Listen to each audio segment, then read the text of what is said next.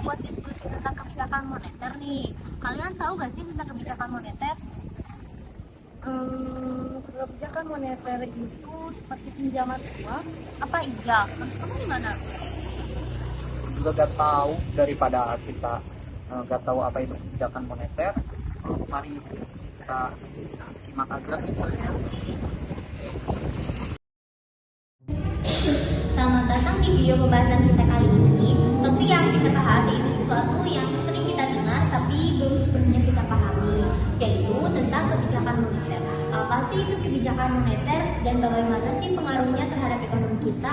Dan yang paling penting, bagaimana sih dampak ke kehidupan kita sehari-hari? Yuk kita bahas sama-sama.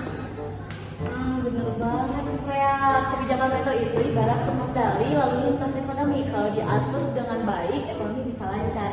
Tapi kalau salah bisa macet dan kacau. Nah, hari ini kita itu punya 4 segmen menarik untuk menjelaskan kebijakan moneter secara lengkap dan gampang dipahami. Jadi segmen yang pertama, apa itu kebijakan moneter? Kebijakan moneter adalah kebijakan yang dibuat oleh Bank Sentral seperti Bank Indonesia untuk mengatur jumlah uang yang beredar di masyarakat dan menjaga stabilitas ekonomi. Tujuannya adalah 3, yaitu menjaga inflasi tetap terkendali, mendukung pertumbuhan ekonomi, dan memastikan nilai tukar mata uang stabil. Benar banget Arina, contohnya kalau inflasi naik terlalu tinggi, harga barang jadi mahal, daya beli masyarakat menurun. Di sisi lain, kalau uang yang beredar terlalu sedikit, ekonomi itu bisa melambat. Disinilah Bank Sentral berperan seperti dokter ekonomi. Ada 3 alat utama yang digunakan di Bank Sentral dalam kebijakan moneter nih. Yang pertama kan ada operasi pasar terbuka, yang kedua ada suku bunga acuan, dan yang terakhir ada rasio cadangan wajib. Apa sih itu? Kalian tahu nggak sih apa itu? Pertama, operasi pasar terbuka. Nah, Bank Sentral itu menjual atau membeli surat utang negara untuk mengatur jumlah uang di masyarakat. Nah, kalau terlalu banyak uangnya, Bank Sentral juga akan menjual surat utang. Sebaliknya, kalau kurang, mereka akan beli lagi. Jadi yang kedua itu ada suku bunga acuan. Ini penting banget karena mempengaruhi bunga pinjaman bank. Kalau suku bunga naik, orang cenderung menabung dan meminjam. Kalau suku bunga lagi turun, orang jadi lebih mudah pinjam uang atau konsumsi investasi. Nah, yang ketiga itu ada rasio cadangan wajib (RRW). Ini aturan tentang berapa banyak uang yang harus disimpan di Bank Sentral. Kalau rasio ini naik, uangnya itu bisa dipinjamkan ke masyarakat jadi lebih sedikit. Selanjutnya ada 2 jenis kebijakan moneter nih, ada yang ketat dan yang longgar. Kalian tahu nggak sih apa bedanya? Menurut aku, kebijakan moneter itu ketat digunakan kalau inflasi itu terlalu tinggi. Bank Sentral juga mengurangi jumlah uang yang beredar dan menaikkan suku bunga atau menjual surat utang. Nah, hasilnya itu daya beli masyarakat itu tetap turun, tapi inflasi itu tetap terkendali. Nah, jadi sebaliknya, kebijakan moneter longgar diterapkan kalau ekonomi lagi lesu. Sananya suku bunga diturunkan dan jumlah uang pasar ditambah. Ini bikin masyarakat jadi lebih aktif berbelanja dan berinvestasi. Jadi kebijakan moneter itu kayak timbangan. Kalau salah satunya terlalu berat sebelah, Bank Sentral tugasnya untuk menyeimbangkannya. Kebijakan moneter itu punya dampak yang besar ya dalam kehidupan kita. Contoh sederhana aja, kalau suku bunga turun, cicilan rumah sama mobil juga bisa lebih murah ya. Tapi ada dampak negatifnya juga kan? Kalian tahu gak sih dampak negatifnya?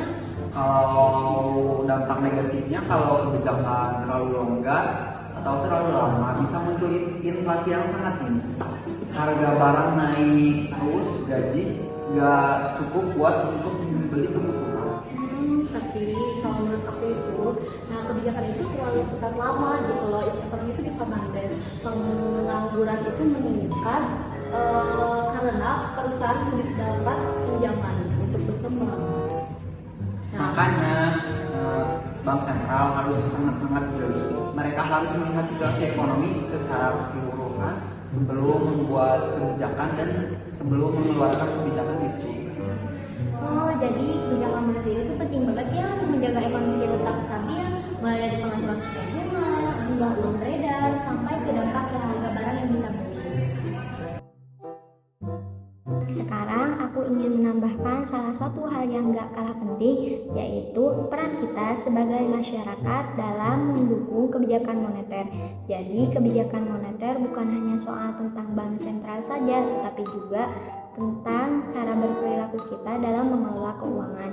Contohnya, saat bank sentral menerapkan kebijakan moneter longgar, kita dapat memanfaatkannya untuk investasi atau memulai bisnis, bukan hanya konsumsi. Ini mendukung pertumbuhan ekonomi. Sebaliknya, saat kebijakan moneter ketat diterapkan, kita harus lebih bijak mengatur keuangan, seperti menahan belanja yang enggak penting dan memperbanyak tabungan. Ini supaya daya beli tetap stabil tanpa mempengaruhi ekonomi secara negatif. Intinya, kita semua punya peran penting dalam kebijakan moneter adalah alat untuk menjaga keseimbangan ekonomi. Perilaku kita adalah salah satu faktor pendukung agar alat itu bekerja dengan baik. Semoga video ini gak cuma membuat kita paham soal kebijakan moneter, tetapi juga sadar kalau kita punya tanggung jawab untuk ikut mendukung stabilitas ekonomi. Yuk mulai dari sekarang kita lebih bijak dalam mengelola keuangan. Oh, jadi gitu ya kebijakan moneter. Jadi setelah kita lihat video tadi, jadi kita sudah sedikit memahami apa itu kebijakan moneter. Betul banget, jadi kita udah ngerti lah ya tentang apa itu kebijakan moneter. Ya udah, karena pembahasan kita udah selesai nih. Sampai jumpa ya di video kita yang Kali ini sampai jumpa ya. Dadah. Bye.